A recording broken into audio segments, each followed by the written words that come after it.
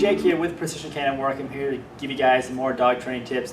I'm going to be talking about the difference between a bark collar and a training collar today. They look very similar, and unfortunately they get misconstrued a lot with people of being the same exact thing.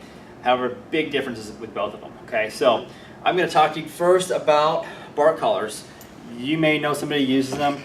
Bark collars are meant to be more aversive because you're trying to extinguish a behavior. Most of the time it's barking, and that's why people use these. The thing about the bark collars is typically you're not going to be able to adjust the level. Some do have a way to adjust the level of stimulation. However, in most cases we can't do that. So there's no way for us to determine when we want the collar to go off and when not to. They just automatically go off based on when the dog is barking.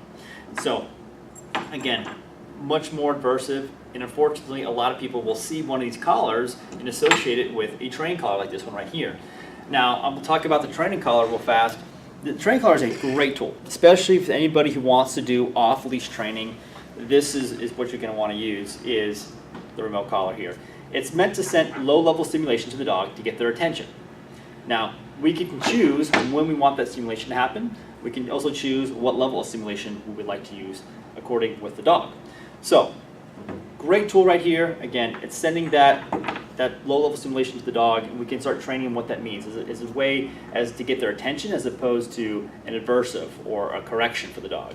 Can you use it that way? Absolutely. However, if you've ever seen somebody using a bark collar like this with your dog, or maybe you know somebody who may use one, you really notice when the dog feels it.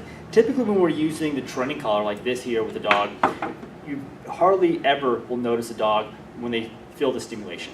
Again, because it's there to get attention from the dog. It's there to build more focus when we're around distractions.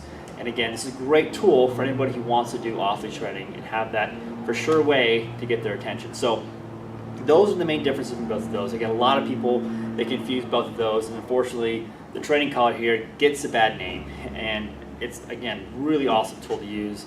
I hope this video was able to shed some light on the topics for you, and if you found this educational, please like and share this with your friends.